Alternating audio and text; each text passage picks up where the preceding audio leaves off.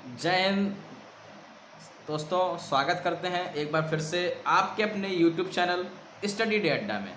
मैं शिखर चांद एक बार फिर से नई वीडियो लेके आ चुका हूँ। आज की इस वीडियो में बेसिकली हम लोग बात करने वाले हैं सिर्फ और सिर्फ अलंकार के बारे में। जी हाँ दोस्तों, अलंकार के बारे में। अलंकार होता क्या है?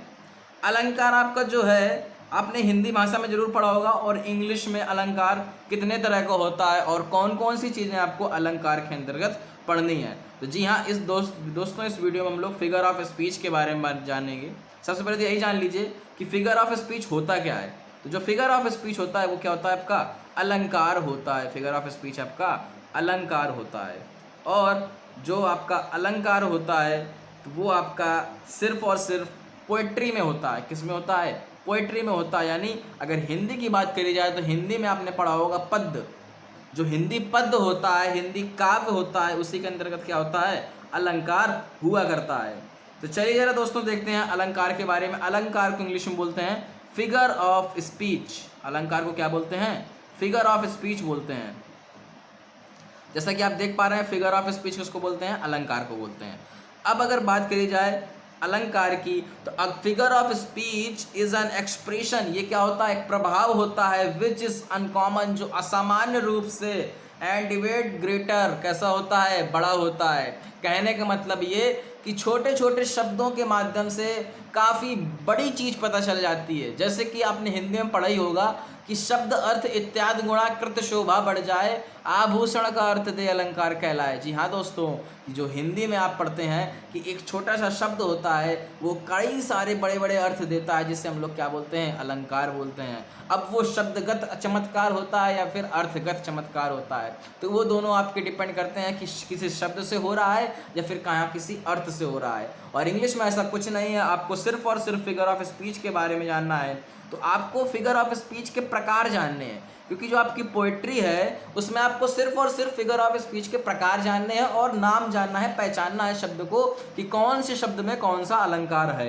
ये हिंदी नहीं कि आपको परिभाषा सहित, उदाहरण सहित स्पष्टीकरण लिखना है। जी नहीं, इसमें सिर्फ आपको प्रकार जानने हैं। तो जैसा कि आप देख पा रहे होंगे, type of figure of speech पहला लिखा हुआ है सिमली, दूसरा हाइपरबोले, तीसरा एपोस्ट्रॉफी, चौथा मेटाफोर, अगला पर्सोनिफिकेशन, ऑक्सीमोरन और ओनोमोटोपोइया।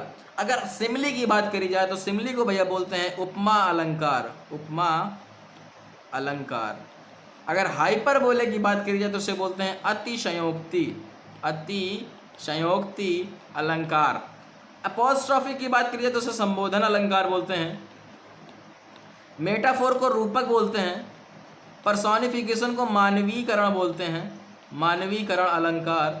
ऑक्सीमोरन को भैया विरोधाभास बोलते हैं, विरोधाभास अलंकार। और ओनोमोटोपोइया को ध्वनि सूचक, ध्वनि सूचक अलंकार। जी हाँ, सिमली को बोलते हैं रूपमा अलंकार, हाइपरबोले को अतिशयोक्ति, एपोस्ट्रॉफी को संबोधन, मेटाफोर को रूपक, पर्सोनिफिकेशन को मानवीकरण, ऑक्सीमोरन को विरोधाभास और ओनोमोटोपोइया को ध्वनि सूचक अलंकार बोलते हैं। अब आपको इस अलंकार के टाइप्स के नेम याद करने पड़ेंगे कि किस अलंकार को क्या बोलते हैं। तो इसको याद करने की एक छोटी सी ट्रिक है। जी हाँ, अलंकार को याद करने की छोटी सी ट्रिक है। आपके सामने स्क्रीन पे मैं दिखाता हूँ आपको। ये देखिए, अलंकार को याद करने की जो छोटी सी ट्रिक है उसका नाम क्या है? शैम्पू। क्या है शाम उसका? शैम्पू। देखिए, एस से आपका हो जाएगा कौन सा? सिमली हो जाएगा। कौन सा हो जाएगा? सिमली हो जाएगा। एच से आपका हाइपरबोले हो जाएगा, हाइपर बोले। ए से आपका एपोस्ट्रॉफी हो जाएगा, एपोस्ट्रॉफी। एम से आपका मेटाफोर हो जाएगा, मेटाफोर। पी से आपका पर्सोनिफिकेशन हो जाएगा, पर्सोनिफिकेशन। ओ से आपका एक बार ऑक्सीमोरन हो जाएगा, ऑक्सीमोरन। और एक हो जाएगा ओनोमोटोपोइया, ओनोमेटोपोइया। सिमली को बोलते हैं उपमा अलंकार। एक बार ध्यान से सुन लीजिएगा, जरा एक बारी देख लीजिए। सिमली को बोलते हैं उपमा अलंकार, हाइपरबोले को अतिशयोक्ति, एपोस्ट्रॉफी को संबोधन, मेटाफोर को रूपक, पर्सोनिफिकेशन को मानवीकरण, ऑक्सीमोरन को विरोधाभास और ओनोमोटोपोइया को बोलते हैं ध्वनि सूचक अलंकार। अब एक एक करके आपको डिटेल में सबके बारे में जानना है। उससे पहले आपको सबके नाम हिंदी और इंग्लिश में याद कर लेने पड़ेंगे। तो आप चैनल पे नए हो तो चैनल को सब्सक्राइब कर दीजिएगा, वीडियो अच्छी लगे तो वीडियो को लाइक कर दीजिएगा। इसी तरह की नई नई वीडियो को अपडेट्स करने के लिए आप अपने चैनल को सब्सक्राइब कर लीजिए और जो बेल की आइकन है उसको जरूर प्रेस कर लीजिएगा। तो चलिए देखते हैं अगला आपके सामने पहला अलंकार आपका लिखा हुआ है। क्या लिखा हुआ है? सिमली। सिमली का मतलब मैंने क्या बताया आपको? सिमली का मतलब होता है कौन सा? उपमा अलंकार। उपमा मतलब किसी को कोई उपाधि दे दी जाती है। अब जैसे आप देख रहे होंगे, a simile is an comparison between two objects. ये क्या होता है? दो व्यक्तियों, वस्तुओं, किसी के बीच में क्या करता है? तुलना करता है, कंपैरिजन करता है। कंपैरिजन का मतलब तुलना करता है between two object of different things, दो अलग अलग वस्तुओं के बीच में। अब वो वस्तु भी हो सकती है और आपका व्यक्ति भी हो सकता है। और एक चीज आप देख पा रहे होंगे, the word as like so and much are used for comparison. ये जो वर्ड हैं इनका यूज ज्यादातर किसके लिए करते हैं? कंपैरिजन के लिए करते हैं, तुलना करने के लिए करते हैं।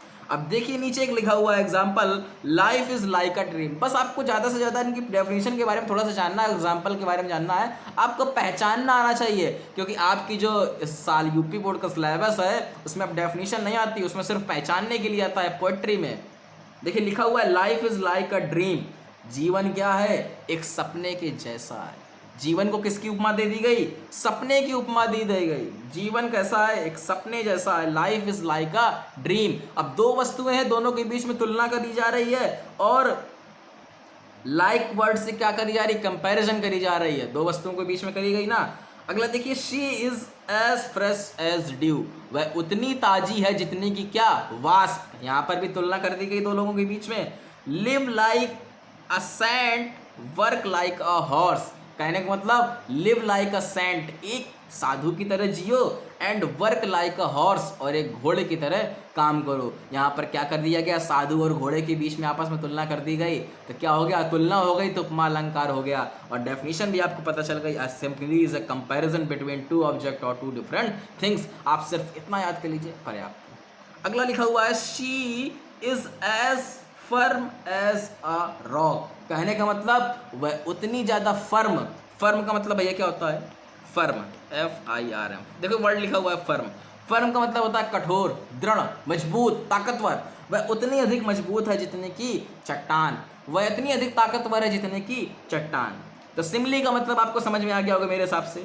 अगर सिमली समझ में आ गया तो अच्छी बात। आप स्क्रीनशॉट करते जाइए तो आपको जो चीज़ें हैं वो लिखनी नहीं पड़ेंगी, सिर्फ और सिर्फ देखनी पड़ेंगी। और बाकी अगर PDF चाहिए हो तो PDF के लिए मैं पिन कमेंट पे लिंक डाल दूंगा, PDF वहाँ से डाउनलोड कर सकते हैं।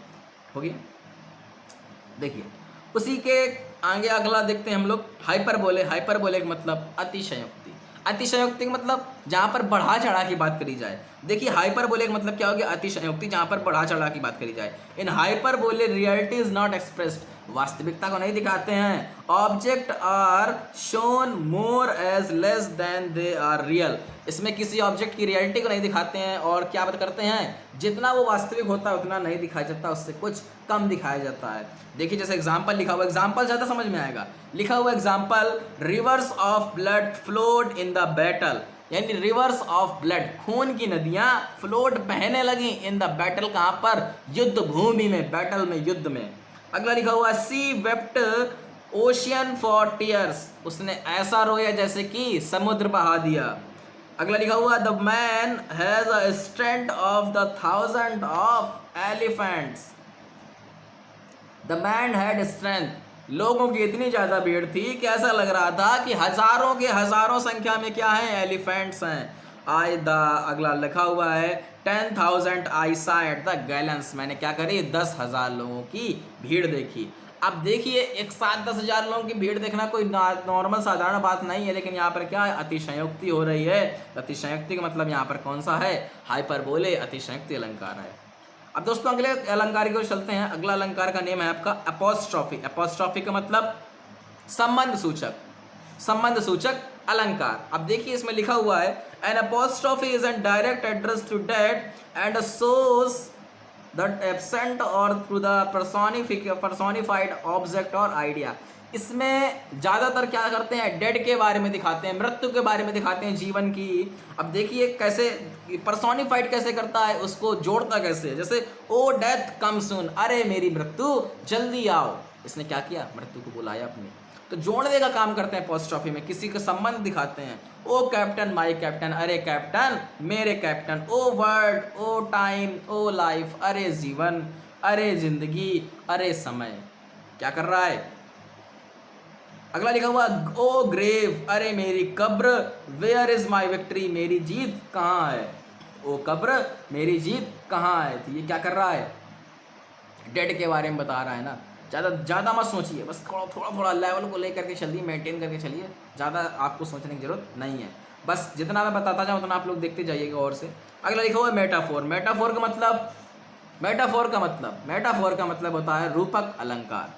यहाँ पे क्या करी जाती है, यहाँ पर भी तुलना तो करी जाती है, लेकिन एक चीज़ देख लीजिए आप, पहले से यहाँ पे लिखा हुआ है इन मेटाफोर इज इम्प्लाइड सिमली। जो मेटाफोर होता है वो क्या होता है, सिमली में निहित होता है। इम्प्लाइड का मतलब होता है निहित होना। इम्प्लाइड का मतलब क्या होता है, इम्प्लाइड का मतलब होता है निहित। ये क्या होता है, निहित होता है, लगा हुआ होता है। किससे लगा हुआ होता है, सिमली से। और एक चीज़ और देख लीजिए, in metaphor words of comparison as so as are not used. इसमें ये सारे वर्ड्स का यूज़ नहीं किया जाता है, लेकिन आपका जो सिमली था उसमें यूज़ किया जाता है। अब देखिए लिखा हुआ है लाइफ इज़ अ ड्रीम। जीवन क्या है, एक सपना है। अगर एज लगा देते, लाइक लगा देते तो क्या होता है, तो सपने की तरह है। यहाँ पर तुलना नहीं करी जा रही, यहाँ पे सिर्फ सीधे क्या करा जा रहा है, बताया जा रहा है दोस्तों। अगला लिखा हुआ है Rana Pratap was the lion of Mewar. Rana Pratap क्या थे, लायन थे, शेर थे। कहाँ के, मेवाड़ के। The camel is a desert of ship. जो कैमल होता है वो क्या होता है, रेगिस्तान का शिप होता है, जहाज होता है। और लाइफ इज वॉकिंग शैडो। और जीवन क्या, जो जीवन है वो किसकी तरह चलता है, वॉकिंग शैडो, परछाई की तरह चलता है। ठीक, मेटाफोर आपको समझ में आ गया होगा।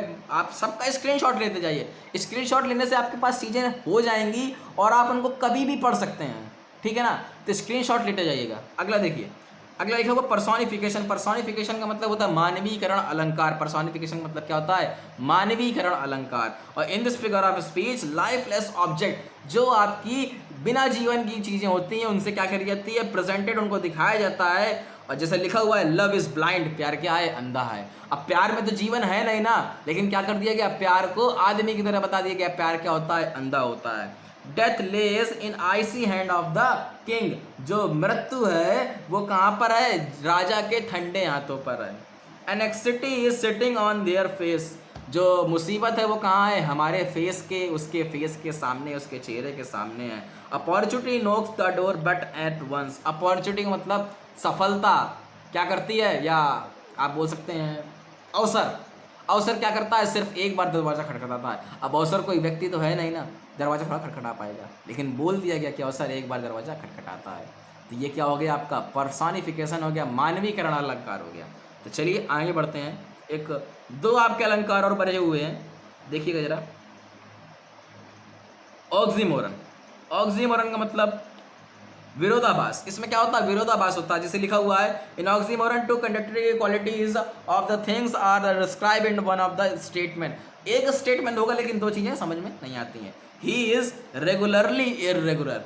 वो क्या होता है, रेगुलरली, नियमित रूप से। इर्रेगुलर कैसा होता है, इर्रेगुलर मतलब जो नियमित ना हो, मतलब वो नियमित रूप से क्या है, अनियमित है। देखिए रेगुलर लिखा हुआ है, रेगुलर। एक चीज़ याद रखिएगा, जितने भी आर से स्टार्टिंग वाले वर्ड्स होते हैं, जिनकी स्टार्टिंग किससे होती है, आर से होती है। आर का कहने का मतलब, एक मिनट चलो देखते हैं, थोड़ा सा नई चीज़ बता दूँ आपको मैं। जितने भी वर्ड्स की शुरुआत आपकी आर से होती है, अगर उनका आपको एंटोनिम बनाना है, विलोम शब्द बनाना है, तो उनकी शुरुआत में आई आर लगा दीजिए। जैसे रेगुलर, रेगुलर का मतलब नियमित, शुरुआत में लगा दिया आई आर। तो अनियमित, जैसे हम बोलते हैं कई सारे वर्ड इसी तरह के, जैसे हम बोलते हैं, अभी मुझे याद नहीं आ रहा, चलिए मैं बात बताता हूँ आपको सोच करके थोड़ा सा। अभी इसी वीडियो के बाद जो जस्ट आपको कुछ इसी के एंटोनिम कैसे बनाया जाए उसके कुछ वर्ड्स हैं वो बताए जाएंगे। तो अगर आप चैनल पे नए हो तो प्लीज़ सब्सक्राइब कर लीजिएगा, क्योंकि आपको वो वर्ड बहुत अच्छे से मिल जाएंगे, क्योंकि वो वर्ड आपके जो बोर्ड एग्ज़ाम है उसमें बहुत अच्छे रहेंगे आपके लिए, आपको बहुत अच्छे से वो प्रिपेयर हो जाएंगे। अब जैसे ऑक्सीमोरन का मतलब क्या लिखा हुआ है, इन ऑक्सीमोरन बताया मैंने आपको। अब देखिए लाइफ इज बिटर स्वीट, जीवन क्या है, कड़वा स्वीट मीठा है, मतलब कड़वा मीठा है, कड़वा सत्य बोल सकते हैं यहाँ पे sir. He is wisest fool, वो क्या है, सबसे अधिक बुद्धिमान है, sorry. Love is sweet poison, जीवन क्या है, मीठा जहर है। अब जीवन जहर भी है, अब जहर तो मीठा हो नहीं सकता ना, लेकिन विरोधाभास है यहाँ पे, कंडक्टास है, समझ में नहीं आता क्या बोला जा रहा है, थूक कर चाट गया मतलब कहने का मतलब। अब लास्ट एक बचा हुआ ओनोमोटोपोइया, ओनोमोटोपोइया मतलब होता है ध्वनि सूचक, इसमें क्या करते हैं, ध्वनि बताते हैं। अब देखिए आप एक केवल एग्जाम्पल समझ लीजिए, ग्रंट गोज द हॉग, जो सुअर है वो किसकी तरह चल रहा है, ग्रंट ग्रंट ग्रंट ग्रंट मतलब सुअर जो बोलता है उसकी ध्वनि होती है, कैसी होती है, ग्रंट ग्रंट करके होती है। द बीज आर हमिंग, मधुमक्खियाँ क्या हो रही हैं, हमिंग भनभना रही हैं। द कैट्स म्यू, और बिल्ली क्या है, म्यू म्यू बोल रही है। द स्नेक हिसेस, और सांप क्या है, फुसफुसा रहा है। तो लगभग सारे मैंने आपको थोड़े थोड़े डिटेल में बता दिए हैं। अब एक काम करिए, आप शुरुआत से लगा करके हर एक स्लाइड का स्क्रीनशॉट लेते चलिए, ताकि आपको आगे कोई दिक्कत ना हो। बारी बारी से आप स्क्रीनशॉट लेते जाइए। सिर्फ आपको इनके बारे में जानकारी प्राप्त करनी है, आपको ये नहीं कि डेफिनेशन इसकी याद करिए, एग्जाम्पल इसका याद करिए, बस केवल माइंड मेकअप कर लीजिएगा। एक एक करके स्क्रीनशॉट लेते जाइए इसका।